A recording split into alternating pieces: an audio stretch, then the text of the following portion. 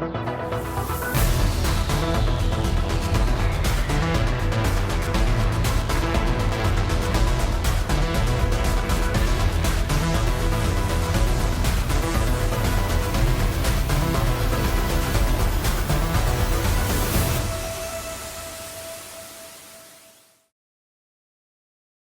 guys, Squirrel here and welcome to another flight sim video.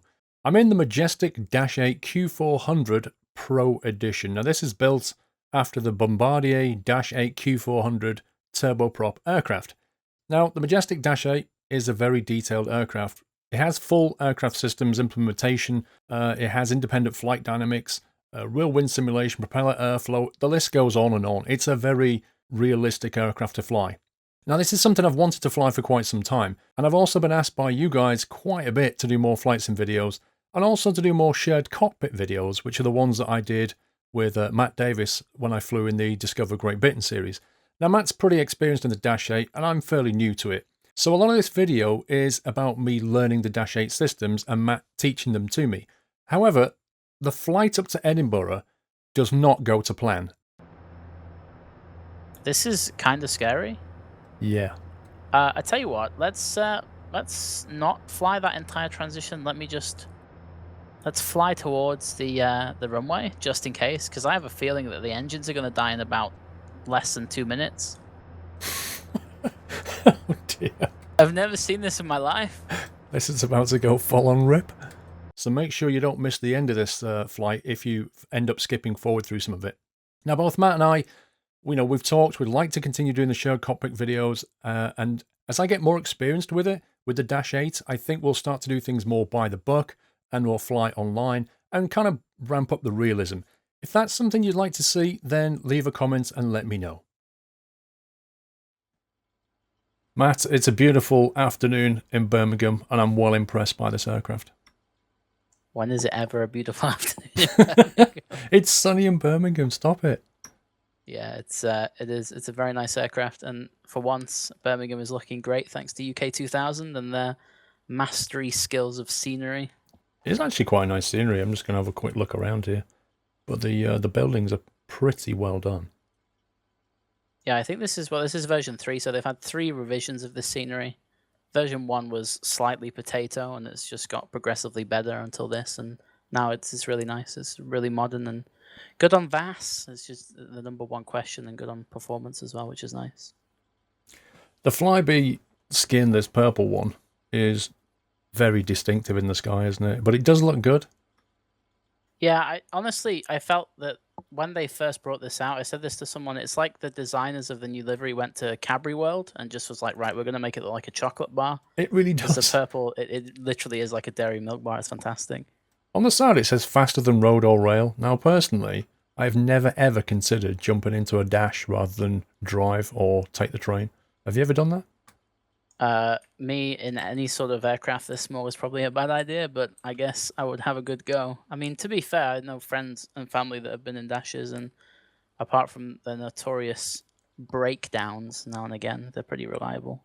I have to admit, though, because we flew this afternoon, and it is a lively beast. And it was quite turbulent when we was up there. And I'm thinking to myself, if I actually flew this in real life, I don't know if it'd be sick or not, because it doesn't half get chucked around sometimes. Yeah, you feel everything. It's the nature of a small aircraft. But it's very fast. It's very powerful. Don't be fooled by the 2 propellers on each, or the single propellers on each wing even. When they fire they up, produce a lot of thrust. The sound of the engine on the dash is just something else, isn't it? Yep, it's really nice. Right, so we're flying. I've forgotten where we're flying. We're flying to Glasgow, was it, or Edinburgh? Well, great. The pilot doesn't know where he's going. We're going to Edinburgh. Edinburgh, that was it. Yeah, well, we kept changing our mind. Yeah, this is the actual real service is the flight number's Jersey or Flyby 847, and they do this a few times a day. All right, well, we're cold and dark, so we better get inside and get on with it. Yep, sounds like a plan. All right, here we are inside the aircraft. Repaints by John Tavendale, and you know why you know that they're from John Tavendale. Look at the decals in the VC. You can see where it says under the clocks, this aircraft is not equipped for steep approaches, yada, yada, yada. There's a lot of detail here. Yeah, if you have the default Q400 cockpit that ships in the Majestic just as is, you won't get stuff like that. He paints them on himself, which is pretty nice. If you look left out of your window, do you see two guys stood near the air stairs? I see 16-bit guys, yeah. That's what I was saying. It's like, it looks like something out of Paddington Bear from the 80s. It's like the really blocky kind of outline. Yeah, it's weird, isn't it? That you have really nice models of everything, and then the people are just sort of 2D things. It's just like, why did they do that? All right, okay. Now then, I'm very rusty on starting this thing, so let's go through it piece by piece and get some power in. We've got a ground power unit, haven't we? Yeah, the ground powers are already connected, even if I could talk. We're using the airline to sim checklist thing, which pretty much does everything for you. So as long as you follow that, then we'll be good to go very shortly. All right, so let's see. Pre-flight documentation on board. Have we got documentation? Yeah, it's probably worth to note that we've fueled her up prior to this. Everything is good to go. We have indeed. So batteries on. Master batteries on. Yep. The main bus tie is on. DC external APU power. So we'll flick on the external power. Yeah, make sure you turn it on DC and AC control as well. So the top right. Top right is already on, isn't it? AC control, external power for me is turned off. Oh, sorry, that one. Yeah, got you. Yeah, there you go, got it. Battery temperatures now. You did show me how to do this. It was some weird display, but we have to wait for the displays to kick in, don't we? Yeah, they do like a self-test thing, and then after that you can view it all. But you can kind of just skip past that if you want to wait. If you don't want to wait for the screens. All right. Bus voltages, safety equipment, which is all the stuff behind the seat and that kind of thing. Yep. Now we do have to. Oh, with the bag's already got things in, hasn't it? Yeah, the gear pins. I'll show them on my screen. If you look at where the bag is, if you click it, it disappears, and then if you re-click it, it comes back. It's on the outside of the aircraft. It's in the gear bay. It locks the gear mechanism in place, and if you forget to remove that, and then you go on a flight, you'll take off. You'll got to throw the gear up, and it won't come up, and then you have to land it and shut the engines down to remove the pin, which is a bit of a pain. Yeah, not what you want. Nope. Engine intake doors. Yep. That was, you showed me that once. What was that? Ice protection panel on the overhead panel. It's left-hand side. It's the green intakes. They're closed at the moment, which is what they need to be. The LED things, yeah. Let's see. Circuit breakers. They are modeled, but we haven't got anything that's going to fail on us, so we'll just assume for now that they're fine. Alt gear door inhibit switch. That's that nice thing right above your head, if we were being virtual about it. The big, it's like a big red switch or a hat switch. Yeah, we'll not touch that. Fire and smoke detection. Now, let me just quickly do some fire tests over here. So we've got test detection left. Test detection right. Got a fire test on the left side. A baggage fire test on the right. That's all four, isn't it? Yep, I think that's the only ones that they have. I could be wrong, but that's the only ones I've ever found, so we'll just go with that. Okay. Bleed air should be off, which it is at the moment, because the middle position is the off, isn't it? It's only got a two-state switch. It's on the right-hand side, so you have two bleeds, and at the moment they're both off. Cool. Recirc fan needs to come on. Yeah, and you'll hear the audible change. Yeah, there you go. Pressurization. Everything is set as needs to be. There's nothing we need to mess around with. Everything's in the auto position, so it's all good. Okay. Packs? Are, again, still in auto, and they should remain until, well, forever, unless something goes wrong. Right. Emergency lights. Now, that's these guys. They should be in the armed positions. That's done. Yeah. And while you're there, you can just flick on the seatbelts and the smoking, too. Okay, seatbelts. And no smoking, please. Yeah, and then you can also, it's not on the list, but you can also set the exterior lights, so the position lights, and that's all we need for now, just the position lights. Perfect. Okay, let's have a look at the fuel quantity. So down at the bottom on the fuel panel, I am reading balanced 525 on each side. Yep, that's the same for me, which is exactly what we need. We only need 1 ton of fuel to get us there.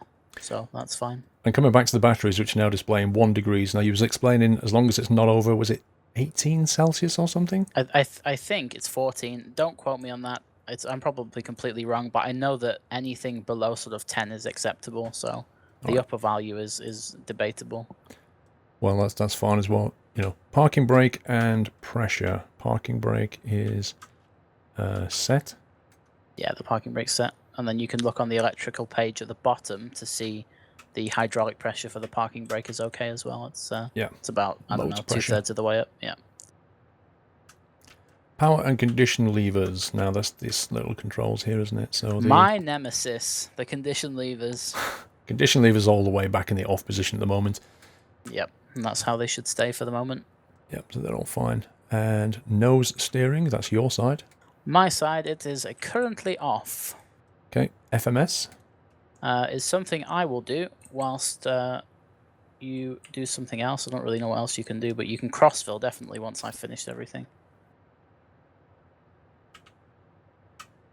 Just got to turn them on. You can turn your side on. Yeah, I turned it on. Nice. While that's booting up, if we talk about the takeoff and departure briefing. So we're taking off out of runway 33. Yeah, runway 33, and it's via Trent. So let me just check that.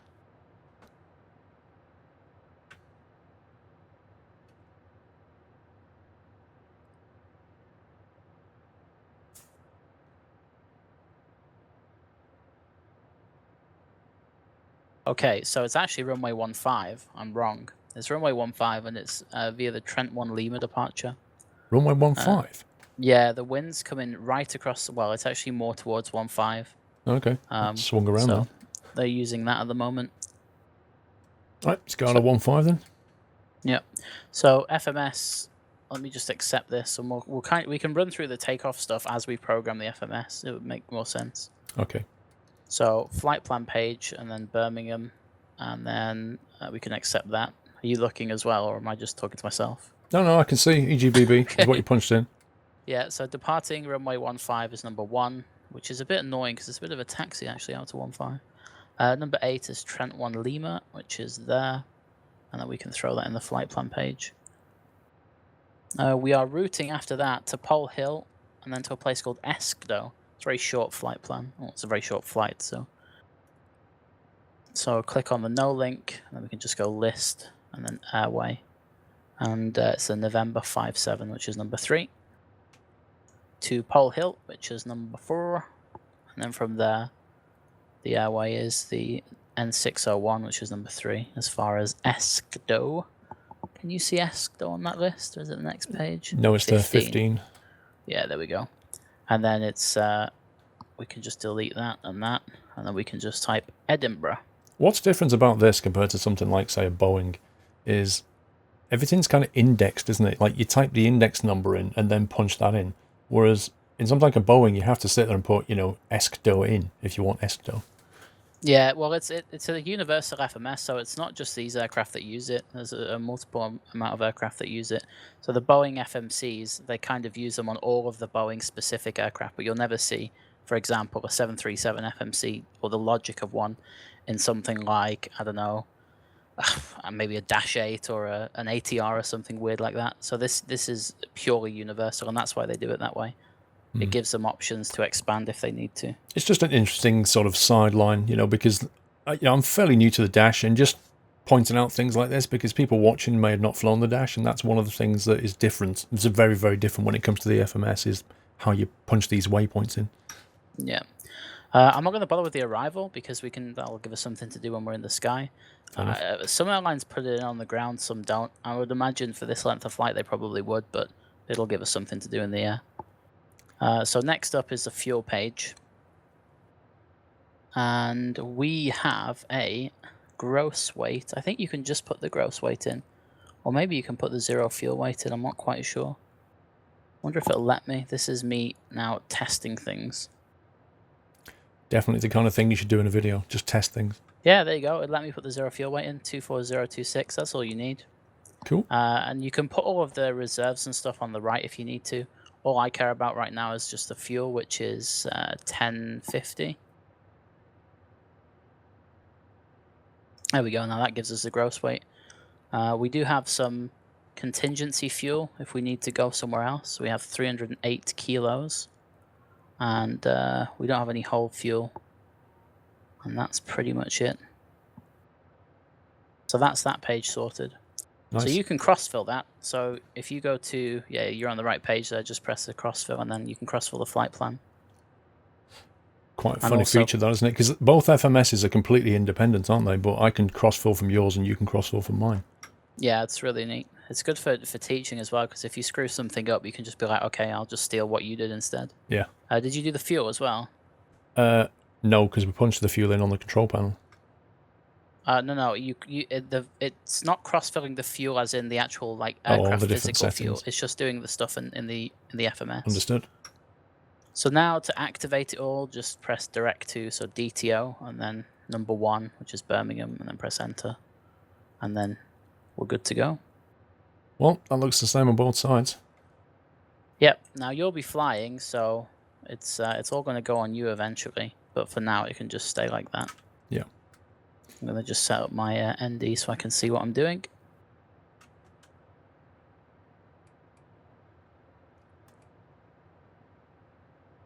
And that is that. So we might as well move on to doing the speeds, the rotation speeds, etc., because I have those all courtesy of AuraSim, which is nice. So the pressure at the moment is 1013, which is nice. It means we don't have to do anything with that. Wind the DH down all the way so it disappears. And then you can flick it to MDA, which is, yeah, you know what you're doing. So it's 1,000 feet above the airfield elevation, and I'll explain why that is in just a minute. You round it up to the nearest 50, so 1,300 it'll be. Right, so we took the 320, which is the altitude of the airport, the elevation of the airport. We added 1,000 to it to get to 1,320 and rounded up to 1,350. I don't know if you'd round it up or round it down. I assume round up. I'd go up, to be definitely. Safe. Yeah, definitely. Yeah. All right, so speeds for us today. So V1 is 115. 115. Yeah, 115. And VR is also 115. V2 is resting at 117. And then we have V fry, flat retraction indication speed, which is 128, which is the next one down. I've got to do that on my side as well, because for some reason those last two things don't sync. And then the V climb speed is what we'll be climbing at, is 148 knots. Okay. Okay, cool. 115, 115, 117, 128, 148. Yeah, I need to do the last two. So it was 128 and then 148. Okay, so the V1, VR, V2 should be fairly well known. The V fry and the V climb, do you want to explain what they are? So the first one, which is the triangle that's sort of coloured in, is called V fry. It's a flap retraction indication speed, if I've said that right. So basically, when we take off, once we go past that speed, we're pretty much safe to retract the flaps all the way to 0. We're going to be taking off with flaps 5, so it's not really that much flap anyway. So that's pretty much that. And then the other speed is the climb speed. When you take off and you're flying up to acceleration altitude, which is 1,000 feet above the airfield elevation, which is why we set that 1350 MDA. Up until that point, we'll be flying that climb speed, so 148. So as soon as we take off, we'll get the gear up, get it into a positive climb, hit IAS mode above, I think it's 400 feet, something like that. And then we'll fly that until the acceleration altitude, then we'll pitch it forward, climb at the speed of 210 knots, and then the rest is history. Good stuff. Right, speeds are in. Are your speeds in? Yep, speeds are all good. So where does that leave us in the grand scheme of checklists? To be honest, we've got through that pretty well. I was going to say, I think we're almost ready for a pushback. 2 minutes. It's more efficient than the real people. Right, so we need to set the initial climb. So you can do that. It's 6,000 feet. And the runway heading is... Okay. Let's turn my radio on downstairs. That's a very good point. I didn't do that either. Let's get that testing. We're going to get like singing people and cabin announcements very soon, No. but I'll block them out with the PA, don't worry. Right, what did you say? Set the altitude, was so it? Initial altitude on this departure is 6,000 feet, which is ironically also the transition altitude. I should probably check that before I say that, but I think it is. You'd think me being a London controller on VATSIM, I'd know these things. Oh, listen to this. Some dude talking.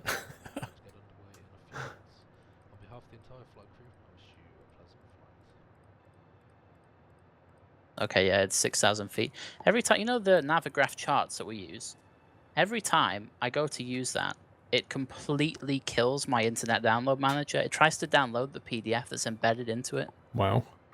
So I just get, like, people are going to see on this video, every time I go to look at a chart, they get this, like, flash pop-up on the screen. Wow. Yeah, it's great.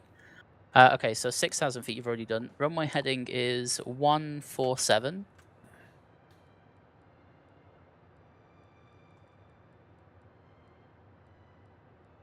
And that's that. And don't forget Alt and then Alt Select so we don't end up climbing above. But before you do, actually you've already done it, haven't you? Flick the HSI over to your side. Now press Alt Select again. There we go. Now you'll get the right FDs. Perfect. Okay. Well, I think it's time to close doors. Yep, it is. And again, IDM pop-up. Do we want to fire up the APU at this point? Yeah, if you start the APU, I'll get the doors closed.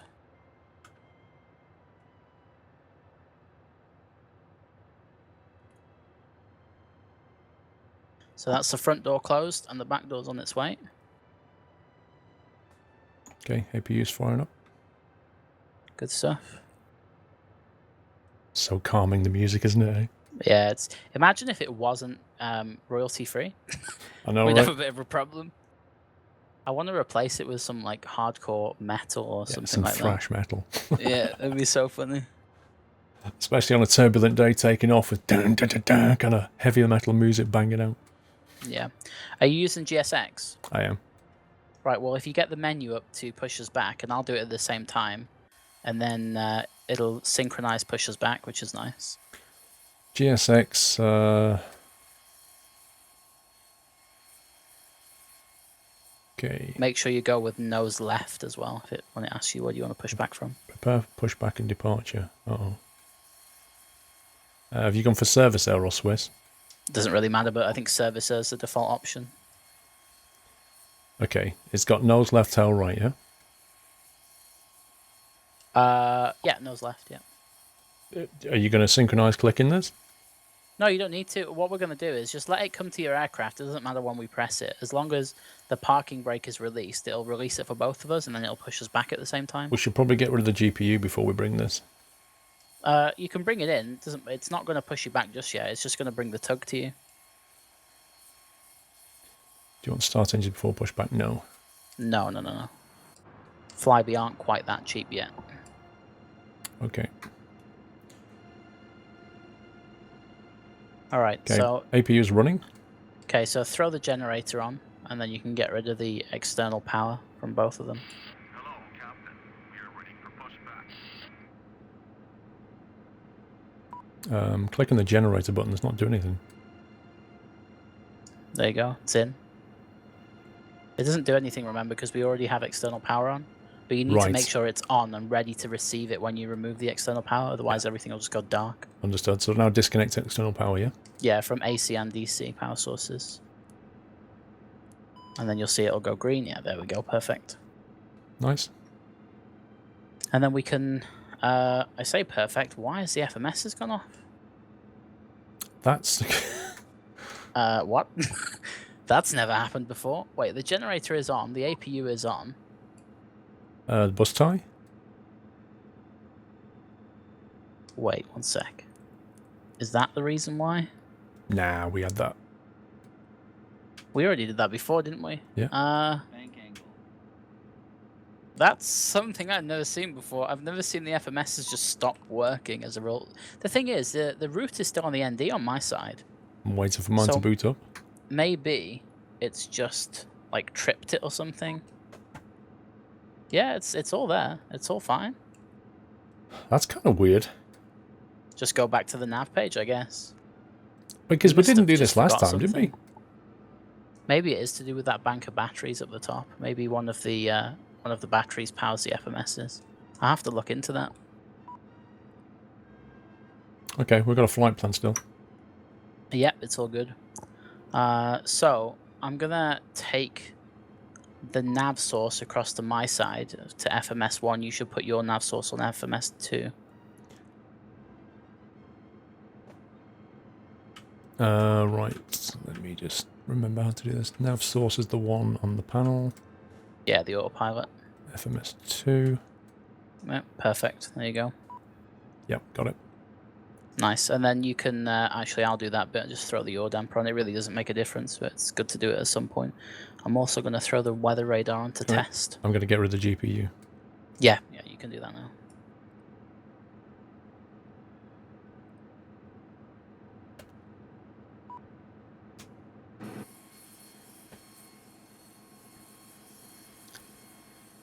There he goes. Perfect.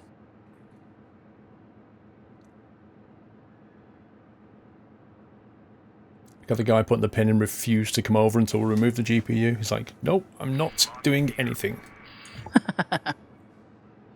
Yeah, I can see him there. He's with his nice little headphones on. Yeah, just listening Beats to his by music. Deirdre. They really are. Best headphones ever. All right, so we can run through the start checklist just before we get things moving. So you just need to make sure the trims are set, and then we can run through it. The trim. That's your side. You have to do that, I think. No, you can. You have complete control of the flight control, so you can do the elevator trim. Yeah, but I didn't set any button for that, I don't think. You don't have anything on your joystick for it. I think I used the trim for the nose wheel steering.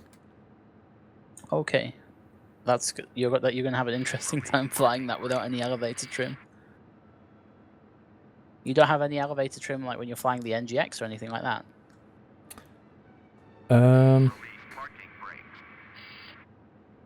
Tell you what, let's just... You set it for now and we'll figure it out. Alright, I need to take control back then, one sec. Right, so I'll set it. It's just that... It's, you know, when you're flying and you want to bring the nose up a little bit. Mm-hmm. It's just that it's that button. Hang on, give control back to me, let me just test something. There you go. No, that's on camera zoom. Yeah, what I normally use for trim on the Warthog, for example, is actually being mapped to the chase plane's camera hat. So I'd need to map something else to it. Fair enough. Well, it'll be alright for now. It'll be alright for now. I don't think I can trim for you. That's the problem. No, it's fine. I can't trim. So when it comes to landing, it'll be when you really have a problem with it. But it'll be alright. When you get in cruise, I'll remap it. Yeah, exactly. Cool. All right. So what were we doing? We just did the trim on the before start checklist stuff. And we've got the doors and fuel. Passenger signs are on. Okay, yeah. So doors and fueling lights, they're completely out. There's a lot of lights on that panel, just below the actual exterior lights, but none of which are any of our concern just at the moment. Passenger signs we've already done. Cabin report, we'll assume we have a virtual cabin crew. Well, actually, to be honest, you can hear them, so never mind. Flight deck door is... I don't think have they modeled the locking mechanism of it. I can't remember where it locks. Nah, it just looks like a bitmap. Yeah, it's not then. Anti-collision light onto red, and APU bleed is off, which it is, and the battery master is on, and the electrical panel looks like it's all good. So that is the before start checklist completed. So release parking brake? Yeah, well, it's your plane. You can do it. I'll start the clock on my side. Okay, we're free to start engines. Yep, so start the right-hand one first. And then push the... There we go. Okay, this is where it gets really noisy, isn't it? Oh no, it doesn't get really noisy yet. It gets really noisy when we put the trim in. Not the trim, what do you call it? It's the condition levers to max RPM. Is the condition levers move for you now? They should be start and feather. Yes, you've put them into feather. Okay, cool. I've got that I have weird my- chase camera bug again. Just, I don't know how you... Did you fix it before? No, I just restarted chase plane, but it's still there. Like, if I look at external on the right engine now, it's all shaking violently. Yeah, that sucks. You can disable the turbulence effects on it. I think I'd have to. But I mean, if I... Let me try it. Yeah, if I go on the wing use, it's completely fine. Yeah, I've just slid it off completely. Nice. Alright, so you can start number 1. Set parking brakes. It's parking brake set. Nice. And it's already feathered because I only have one control for both of the condition levers. Okay, parking brake set anyway. There's going to be a bunch of people probably on my video or maybe yours if they've flown this before asking about the new sounds on it. So I'm just going to address it before we put everything in max RPM. There's a guy called Pre-Drag, and he's got a company called Immersive Audio. And he made a pack for the 737, the PMDG NGX, and it was fantastic. And he's just released one for this, and I bought it, 2 or 3 days ago. And this is the first time I've used it, apart from when we did that flight before. Yeah. And it fits phenomenal. It's absolutely amazing. It takes the Q400 to a whole new level. I mean, the thing is, the Q400, like, the audio when it out the box is pretty darn good. But I'm going to go external camera when we start this up and properly, because it is just insane to listen to. Yeah, well, if you want, we're ready pretty much to go max RPM now. So if you want to go outside while we do it. Right is clear. Okay, I'm just going to bring my camera down to the outside while we do this. Okay, I'm going to do the same, but I'm not going to be able to hear you, and you're not going to be able to hear me. So let's just meet in the middle in like 30 seconds.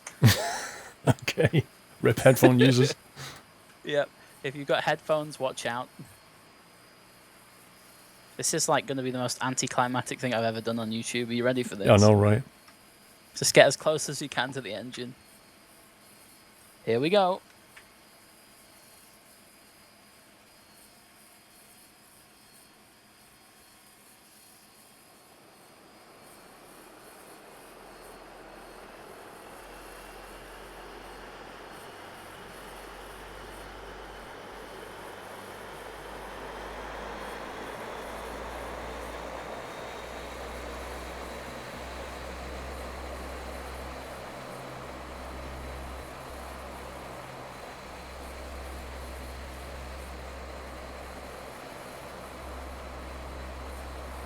Beautiful.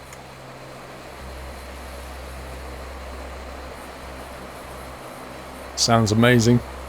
Are you back in the flight deck now? I had the audio turned down just a little bit on P3D, otherwise it would have blown headphones out. Yeah, I think I just got the right mixture there, to be honest. It was really nice. Yeah, let's bring the audio down a touch. Right, there we go. It does sound Okay. really impressive. So, after start, well, let's go through the flows first. Yeah, And let's then go we'll through go the through the flows. checklist. Right. So, we don't need the APU anymore. External APU power is done. The main bus tie is now off. Yeah, it's the type. The APU, if you're going to turn it off, turn the generator off first, and then wait for that to go out, and then turn the power off. Okay, so we turn the gen off first, Yep. and then we And turn then the you power can off. just go straight with the power, yeah, that's no problem. Okay, let's have a look at the electrical panels. We have a pitot heat standby and a pitot heat 1-2, so I need to knock them on. You don't actually need to turn them on right now, but you can. It's really up to you. Different airlines seem to do it at different times. But if you're just going to try and get rid of all the yellow warnings, then I'd do that. Yeah, let's get rid of some of those. The skid, I was trying to think was down here. wasn't it? Anti-skid, it's just above your yoke. Yeah, you've got it there. Nice. Okay, let's go rid of most of everything apart from the parking brake, which is nice. So we've got the condition levers, you put them in max. Yep. We've got the auto feather. Yeah, so the auto feather needs turning on. It's just above the... This is actually the stuff I should be doing. I don't know why I've left it to chance. Well, that's fine. It's all part of... You know, it's good for me to go through this as well. Yeah, so auto feather's there in the middle. It's coming on. And then just above it on the left and right are the fuel pumps, which need to come on. Auto feathers there, pumps are there, yeah. Cool. Yeah, and then just above that to the right is the standby hydraulics and the PTU controls. Which you've just turned on, yeah? Yep. And then you can see the on the actual list it says something about number 3 isolation valve, the hydraulic number 3 isolation valve, which is that covered switch just to the right. And all you need to do, and you can do this as I show the hydraulic pressure change, is if you unhinge it and then press it in, you'll see that the pressure on number 3, which is here. Yep, so 3's come up. Yeah, and so it's good, it works. It's just a standby if everything goes wrong, so you can uncheck it and rehinge it. Done. Yep, nice. And that's pretty much everything. I need to put flaps down. So there's flap 5 for you. And bleeds. You can check the rudder. Oh yeah, you can do the rudder first and then we'll go down to the bleeds. Oh, you already done them, nice, easy. Yeah, bleeds are on. Bleeds on minimum, which is where we need it. I'm going to put the nose steering on my side, and then you can check the rudder travel. Okay, don't need to worry about ice or anything like that. Nah, it's warm enough for that now. TCAS? It's not on just yet, but we'll sort that out in just a sec. In fact, I'll turn it on now.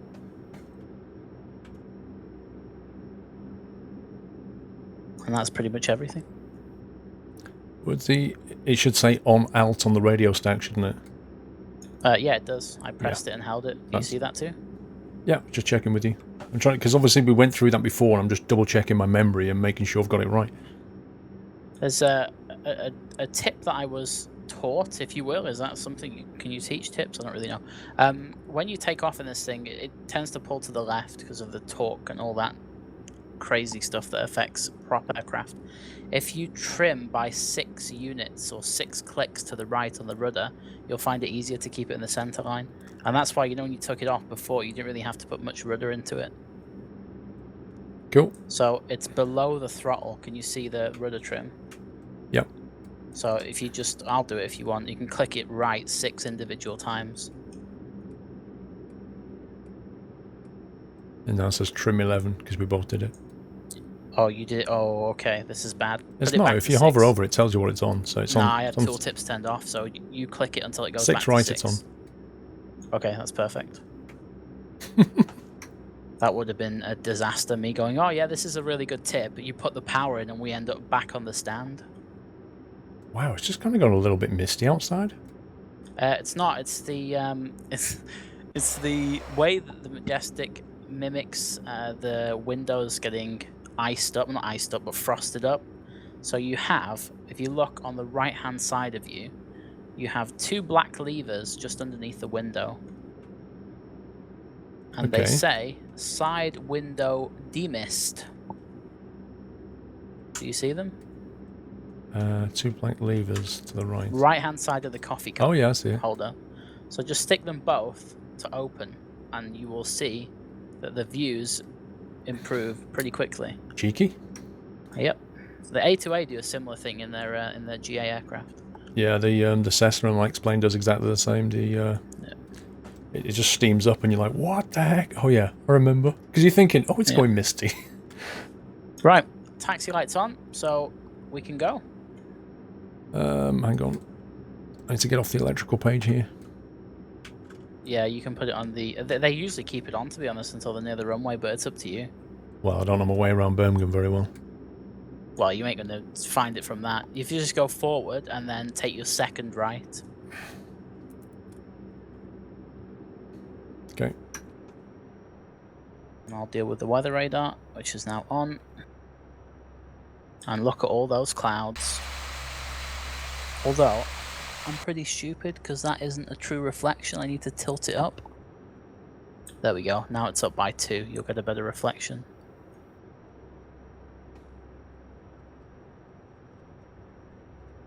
Do you want the ND on your side, or are you not bothered? It would be nice, yeah. Alright. Your wish is my command. Am I going the right direction here? Yeah, so this right-hand turn now. Yeah. Oh, we're turning right? Yeah, we're going to runway 15, remember, because it's changed from before. My window still seems a little bit misty, you know. It seems a bit misty. Yeah, it's clearing up. The front one's clearing up, but the side one... I'll tell you what, let's do this. Tell me if it fixes itself in a few minutes. Okay.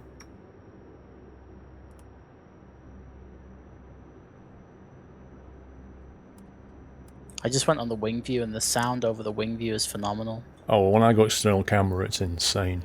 Is that better for you now? Oh yeah, super. Okay.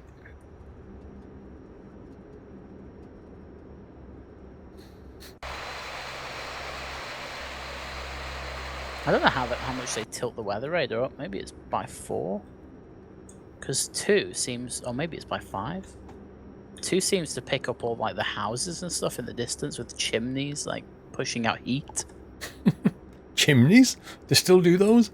It's Birmingham. Got plenty of coal. Capital, industrial capital, apparently. Oh yeah, Sutton Coalfield. That's one of the reasons it was a powerhouse.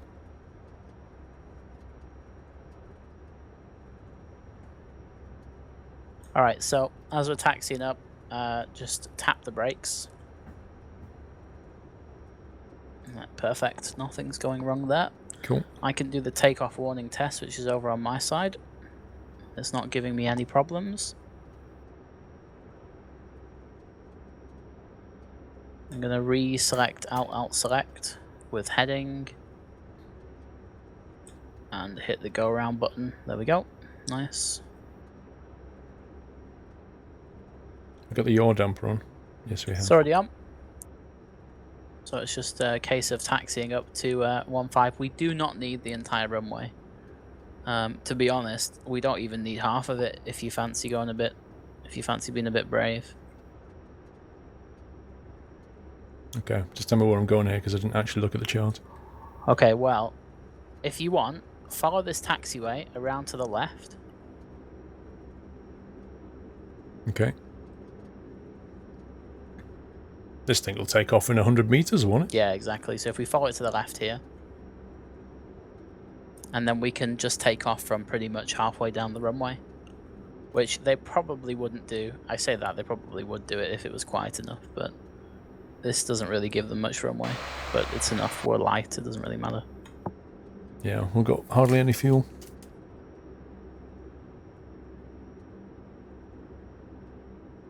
Okay, so I'll start getting prepped for the before takeoff checklist, which throws the strobes on and the landing lights on. You've already done the pitot static isolation valves. The bleeds are on and minimum. He's just called cabin crew seats for departure, which was technically my job, but whatever. And everything else is extinguished, so we are good to rock and roll. Turn left here, yeah? Yeah, you might want to do a control check just really quickly as you're turning. See how well your multitasking is. Okay, rudder's working. Yep. And then you can do the whole control unit. Perfect. And that's it. We're good to go. Are you excited? Yeah, it should be fun. I'd love to just sit on the wing while you take off, but I know I don't trust it that much just yet. There's too much to do at the moment. Yeah. It's not, I can't in the Airbus. I could get away with it, but I can't in this thing. Yeah. Get a nice wing view as we're lining up.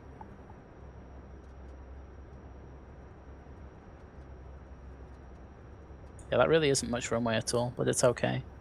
You know what, actually, do me a favor, I don't trust this. Go right onto the runway, taxi up by like 100 meters and then spin it around. Okay. No one ever said this was illegal. Oh look, they've got a monarch hangar over there.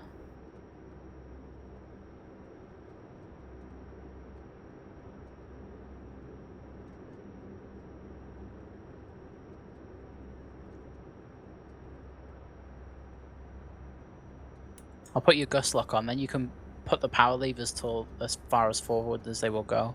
And you're not going to run into any problems with overspeeding. Okay. You see this this exit on the left here? Yeah. You just spin it around near there, it'll be fine. You don't have to vacate, you can just use the runway, it's alright.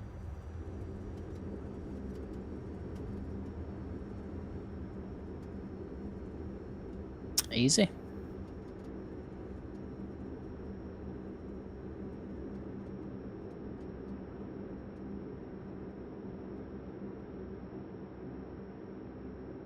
This thing turns like a black cab. Yep. I was about to say, you're the only person I've ever seen do a 3-point turn in a dash 8, but then you carried on going forward. And apparently all the way around. I'm still getting used to this whole thing. I know, it got me at first as well. Okay, so stick yourself in the middle, and then we're ready to go. Also, because I can't use my rudder pedals to steer on this dash, it's like crazy trying to do it. Like, I have to push a trim wheel forward to turn right. It's just very, very unintuitive. Okay, so center yourself. I'm going to turn the nose wheel steering off. So when you put the power in, you need to use your rudder only, okay? Yep. Alright, you ready to go? Yep. Alright, I'll start the clock for you, and in your own time, let's go.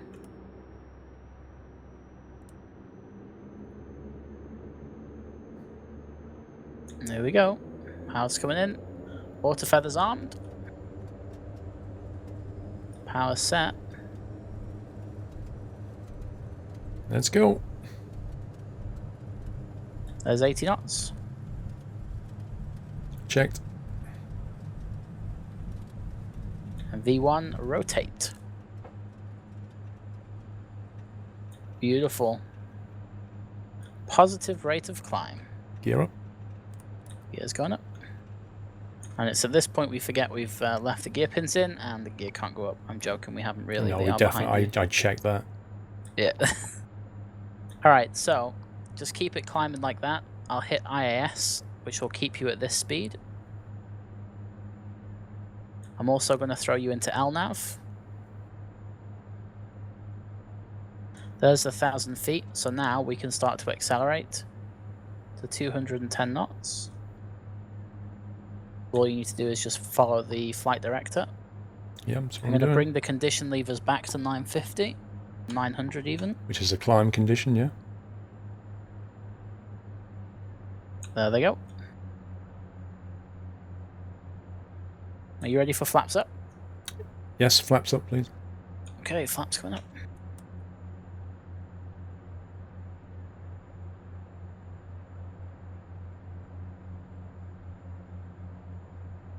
Perfect. Just follow the flight. Yeah, exactly. It's just turning you left now because it's got to cut a nice corner.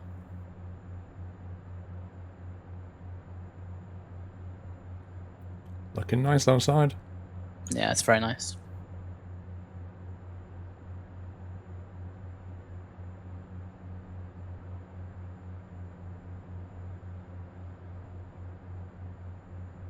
I wonder how long they hand fly it for in real life.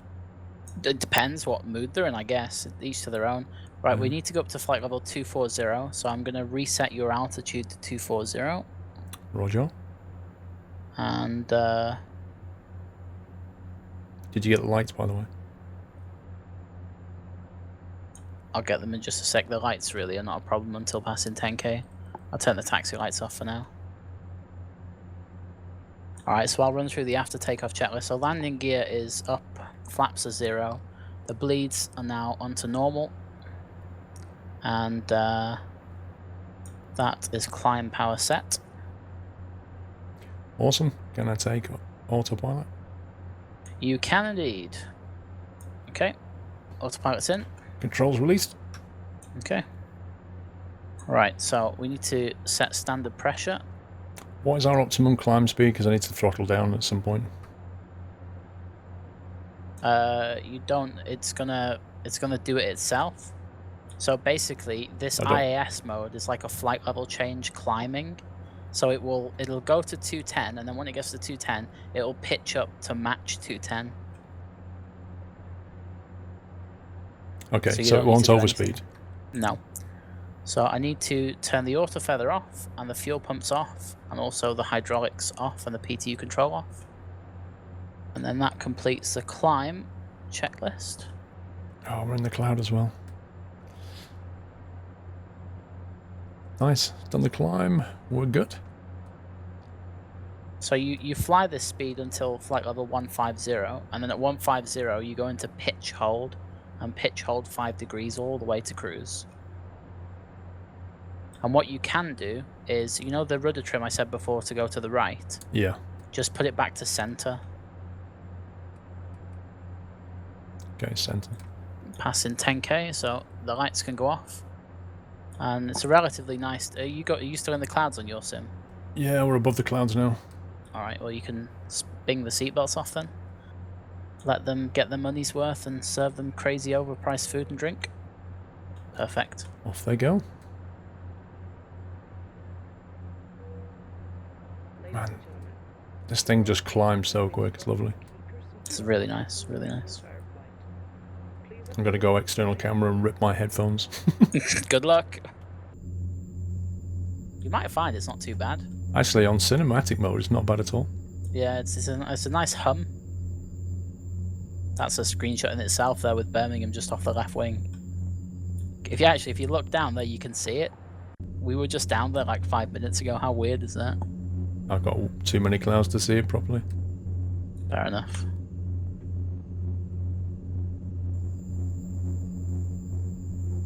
I have to turn some VC lighting on. I can't see anything.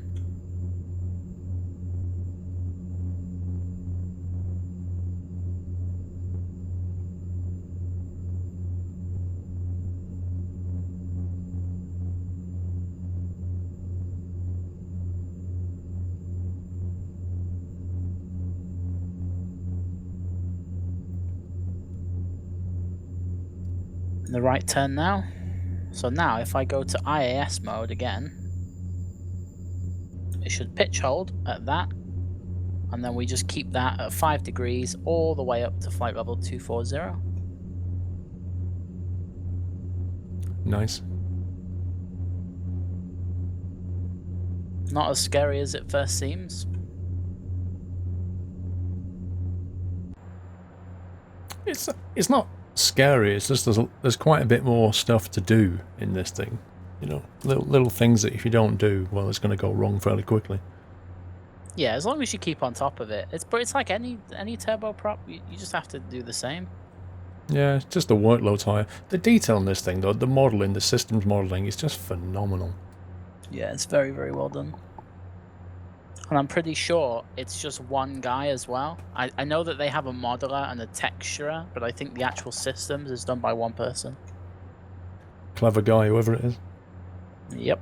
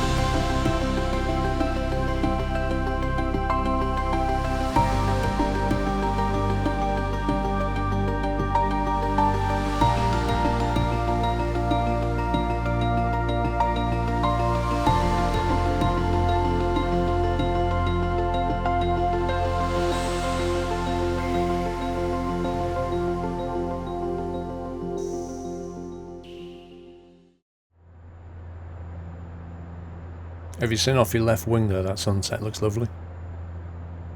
Yeah, it does. And I have that nice sun mod as well for P3D from Pre-Drag, who ironically also did the sounds for this aircraft, which is nice.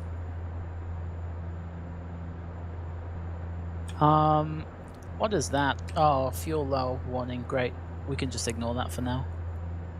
We really don't have much fuel. That's interesting. Or minus 30, is it telling us we don't have enough fuel? Yeah, it says so. I don't understand why, but it's fine. Anyway, we need to program the arrival, so let's do that. Okay. So, if I can adjust myself properly in the cockpit or flight deck. Flight plan, and then menu, and then arrive. And we're going to land on runway 24 at Edinburgh. So that's number 3. And then we're going in via Tweed 3 Alpha arrival, which is number 8. And we'll just fly the ILS on number 1. And the transition, there really isn't one. We could stick Taller in, I suppose. Yeah, I'll throw Taller in there for now, see what happens. Alright, so that's all in. Do you want to set the speeds? I have some landing speeds. Okay. So the top speed is going to be the VREF, which is 119. And then the bottom speed is going to be the V climb speed, which is 146. 119, 146 set. Yeah, I think I need to do that on my side as well. 119, 146. All right. So, VNav. This thing has not got a conventional VNav like your Airbus or your Boeing or something like that. The way it works is you pick a point of which you want to descend to at a certain altitude, and then you press the VNav button, and then you'll see it says FR PPOS, which means from present position to whatever waypoint you want to be level at. So, if I'm looking at the star chart, I want to be level at Tartan, which is number 5, at we'll say 80. So we'll just we'll press enter again, and we'll say 8,000 like that, and then we'll say we want to descend at 1,800 feet a minute. So our top of descent is a bang on in 4.5 miles, so we're just in time. Wow. So what you So you basically picked a waypoint, said I want to be at flight level 8,000 here, and then it just goes, right, this is where you need to start descending at that rate. Yeah, 8,000 feet, flight level 8,000 yeah. would be like hyperspace. But yeah, so that's exactly what you do. You just give it a point and say, I want to be at this altitude at this point, do the math, and it does it for you. It's a bit clunky, sometimes it's slightly off, but whatever.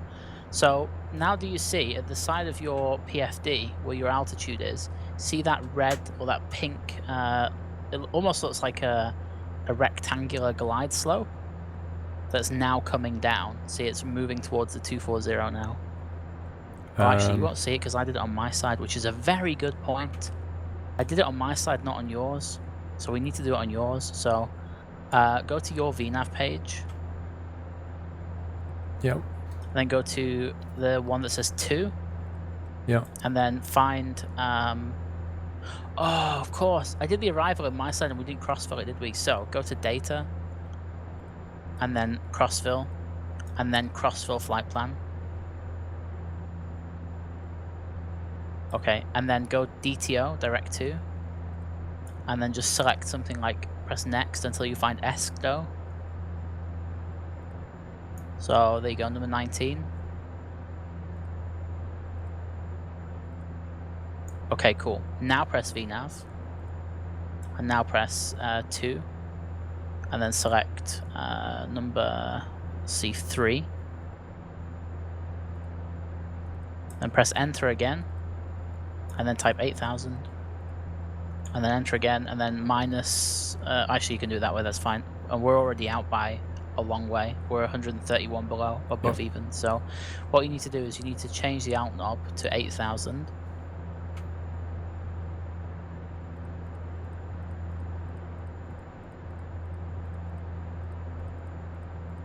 And then once you're there, if you press IAS, and then idle the power. Press IAS. IAS, idle the power. Where's IAS? The button that says IAS. See it. Yeah, now idle your power, not to the point where it beeps at you, still, yeah, like that, a bit further. And then press Alt Cell. And then also you can press VNav. There we go. So what that's now going to do is that's going to descend you at 242 knots until it reaches the VNAV path. Then it's going to descend you on the VNAV path until 8,000, and then it's going to stop at 8,000. So you should probably turn the seatbelts on, because I think half of the cabin has just ended up in the sunroof. What sunroof's this? Is this an upgrade? Well, our sunroof, yeah. Our sunroof, the one that you decided to pop out before.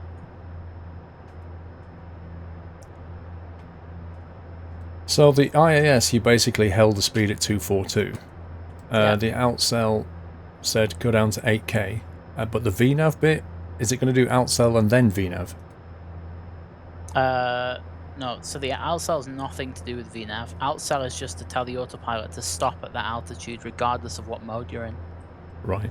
So if you're plummeting down at 5,500 feet a minute, it will still stop you at 8k. If you're doing 100 feet a minute, it'll still stop you at 8k.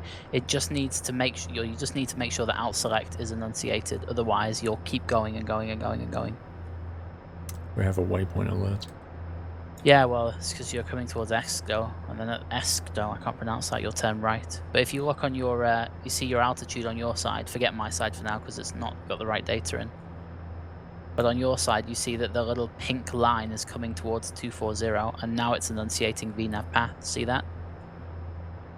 Yes, but so now it's node in 23 VNAV in the path. flight plan, there's no link. It's fine, don't worry. It's gonna turn right, and it's gonna head down to Tartan. And then it's going to go Tartan Tweed, and normally from there you'd get vectors. Now we don't have any speed management, so this is no longer in flight level change, so you have to manage this at your IAS mode, so you have to manage it yourself.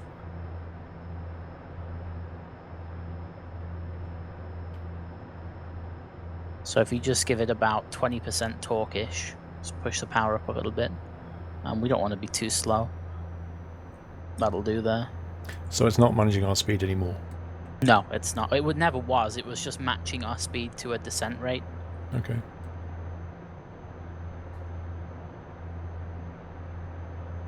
So as we're on the way down, we should probably set some minima, which is 300 feet today. Okay, is that the MDA? Yeah, so MDA needs to be 300. And the missed approach altitude is 3,000 feet, but it doesn't really matter at the moment. MDA 300? Yep, and we're also going to be landing with flat 15, so you know that GPWS landing flap switch that's below the gear? Yep, there you go. Perfect. So right now, we're pretty much bang on profile. There's a restriction in these things. They can't go above 235 knots, I think below 8,000. I think that's like an airframe restriction. I can't remember whether it's 8,000 or higher, so when we get down towards 10,000 feet, then we need to start bringing the speed back below 235. Just looking at the flight plan on the nav, it's a bit weird what's going on there. That's Edinburgh in a nutshell. Because of where the hold is like a teardrop entry. So you fly to Tartan and then you turn left to Tweed, and that puts you perfectly in the hold for Tweed. Right. Because otherwise you'd have to like fly backwards in the hold to get to sort of intercept it properly. I understand. So we're going left and then basically left again and coming back around. Exactly. So it's almost like Tartan is on the sort of downwind leg of the hold, if you will. That's the best way I can describe it. As if they've got a waypoint called Tartan. Yeah. And then is there a haggis somewhere? There probably is somewhere in Scotland, isn't it? After that, you can see it's just basically vectors all the way around to the runway. But I'd idle the power now. Just start slowing down. So the descent checklist is as follows. Pressurization is set. GPWS flap you've already set at 15, which is good. MSA is set. Speeds, or MSA is checked even. Speeds are set. And the MDA is set at 300. Yep. So that's pretty much everything. Just the approach checklist to go, but that's not for a while yet. What I would do is press the line select next to Tweed, so number 22. And then press delete, and then confirm it again. Then press delete again and confirm it. And then again and confirm it. and leave it like that. So now that's going to take us around to the ILS really nicely. Okay. And I'm going to cross-fill that.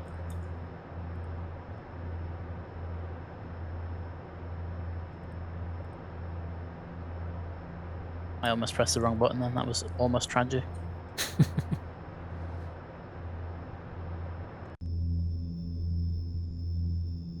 Perfect.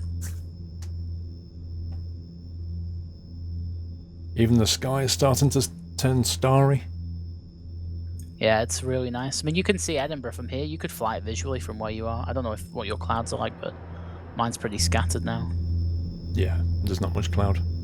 Oh, I just went on the left wing view and it's so nice.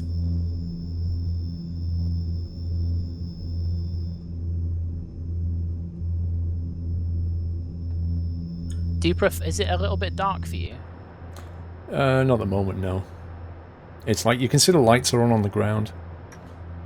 Do you prefer it like that? Or is it too bright? It's a bit too bright for me at the moment. I don't know about you. Yeah, it is a little bit for me as well. But as it gets a bit darker, then you'll thank me for putting that on. I'm sure. But for now, it can stay as it is.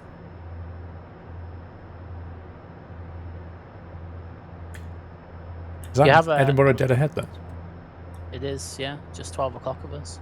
We have to make a couple of right-hand turns, and then it's basically bang on our 12 o'clock. Nice. Well, below 10k, should we have the landing lights on at this point? Good call, yes. I don't actually know which ones they use. I'm just going to stick both of them on. Now, why have we got 2 warning lights? Because low fuel, remember? I don't know why we're getting low fuel. We're getting low fuel because we have 100 kilos left. Why are we running out of fuel? I don't get it. I don't know, but we better make sure we can glide in. Yeah, just... what? Right, let's change the altitude to 3,000. We're actually going to run out of fuel. I'm not even kidding. And then press Alt. Actually, no, then press IAS. Okay, cool. Did you press Alt Cell? No, it's still in because it didn't reach 8k yet, so... Right. This is kind of scary. Yeah. I tell you what, let's not fly that entire transition. Let's fly towards the runway just in case, because I have a feeling that the engines are going to die in about less than 2 minutes. Oh dear. I've never seen this in my life. This is about to go full on rip. Let me just run through the approach checklist. So altimeters. All right, change your baro setting to 1007. Well, that's ironic, isn't it? Running out of fuel when it's 007. I don't know about Bond. We're going to need the A-team. Yeah, 40 kilograms in the left tank and 50 in the right. Okay, that's enough. We took off with 1,000. Fuel pumps going on. It's not like we sat around taxiing for ages either. No, we didn't. Fuel pumps, hydraulics, passenger signs, everything else is good. I'm going to stick on some anti-ice. Or de-ice, whatever you want to call it. What about the feather? Oh no, I didn't mean to do that. Sorry? The auto feather? The auto feather doesn't come on for landing. Oh, is it only on for takeoff? Yeah, only for takeoff. Okay, well, we'll just ask the passengers in the back to put the coffee down and put their head between the legs. Yeah, this is slightly rip. Brace, brace, brace. So we're on heading select, aren't we? Okay, so on your side, press tune approach. Press what? Tune approach. It's on the I don't right know hand what that side. is. And the FMS. Right hand side. Ah, yeah, that thing. And then press activate. Yep, okay, cool.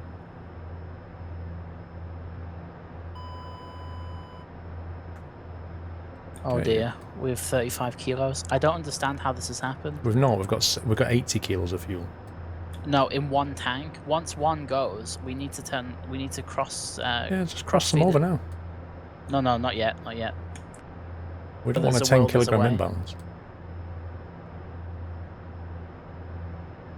Right, I'm going to change the altitude to 2,000 feet. We got this. Yeah, just. I bet you we like land and park on the stand, and then the engines just die. Probably. We'll be lucky if we get to taxi out the runway. I'm inhibiting the terrain because I'm brave like that. Yeah, well, it's going to get annoying otherwise. Can't adjust my range because of that. That's really annoying.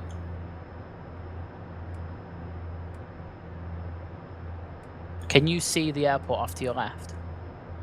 Yes. Okay. Why can't I adjust the range on my... Because we have a terrain issue. Alright.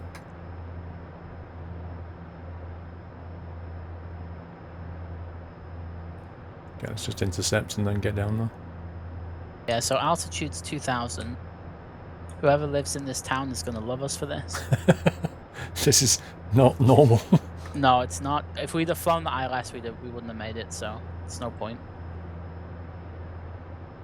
Alright, so you ready for flat 5? Yeah, let's do flat 5. Alright, flat 5 and max RPM.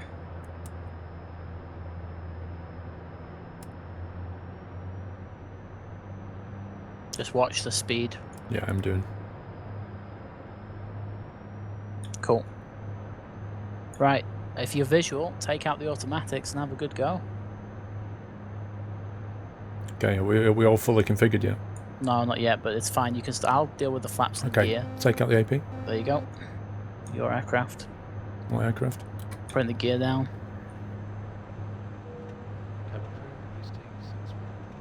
There's a football stadium on the left there. I have no idea which one it is, but Is that glide slope accurate? that's not glide. That is. Okay. Look, I'll show you. That's now accurate, or it should be. I need that zooming out, really. Well, zooming in.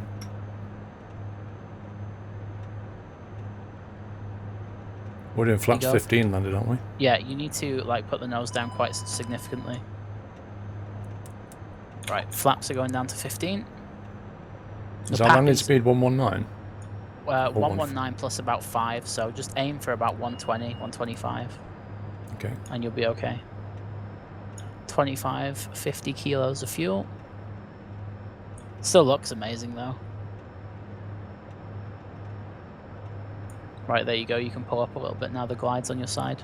You can see the glide on the right of your PFD. Yep.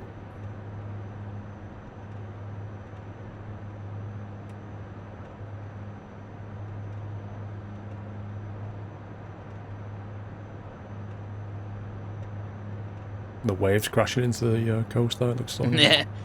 As long as it's the waves crashing and nothing else, I'm good. The bridge ahead as well. Fantastic. Yeah. Took a train over there. It's amazing.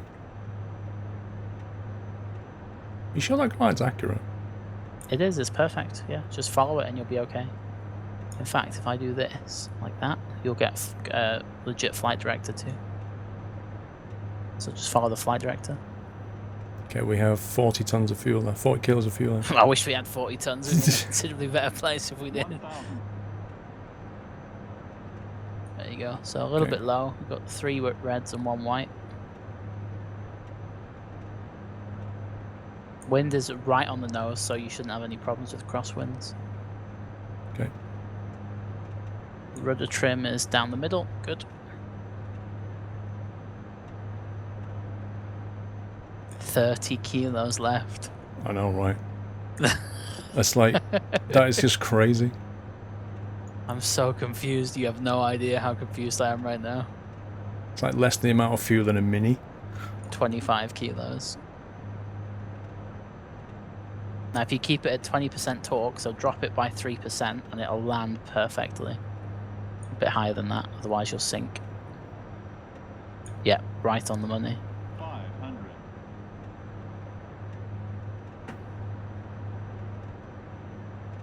20 kilos. Honestly, I'd be amazed if we make it back to the stand. Look how much fuel we have. Oh my god. I'm putting the right hand side on now so we don't do that. Last thing you need is to lose the engine as we touch down. Just make sure you're hot on the pedals just in case that does happen. Yeah, well there's no room for a go round, so No, not at all. we've got this once only.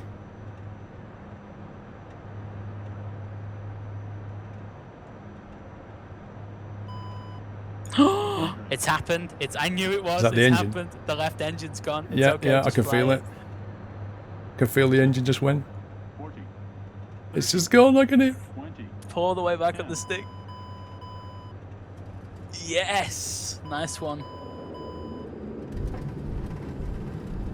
Oh my life. Alright, gust lock's coming in. You have no way of over throttling the engines now.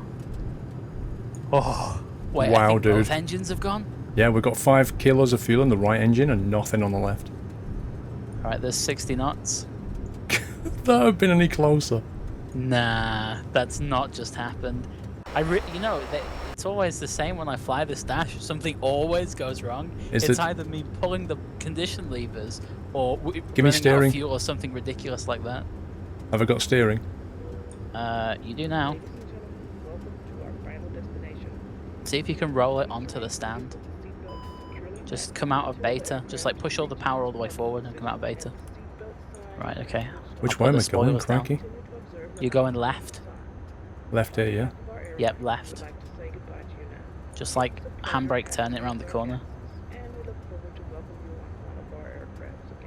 Beautiful. We have no fuel in the right. There it goes. Yep, there it goes. Just keep it going. Just keep it going. Get out and push, Matt. Oh, there's no way. I'm actually devastated. Get the power, get the battery on. Oh my god. Oh, man. Okay, well at least the passengers can safely deboard here. Do you want to open the door and let him out, Matt? Yeah, you shall we? Come on. There you go. Enjoy. I'm sorry for the small walk back to the gate. They can even, I've even opened the baggage door so they can walk around the back and get their own bags. There's no airport personnel here to deal with this. Thank you for flying Flybe. We hope you enjoyed your flight today. That's amazing. That's actually amazing. You couldn't script that even if you wanted to. The thing is, right, so, like you say, if we'd have tried to flown the actual flight plan, we'd have had no chance, we'd have never made it, but cutting across just got us onto the runway. It's because I'm a quick thinker, but I'm also really bad at fuel planning, it would seem. On the plus side, it's a lovely view. But it's the only time in anybody's life that they've disembarked on a taxiway. Imagine if we'd have been online doing that, that would have been horrendous. I don't know, what is wrong with me in the dash? Every single goddamn time I fly this thing, something happens. I just don't understand. Makes for interesting videos.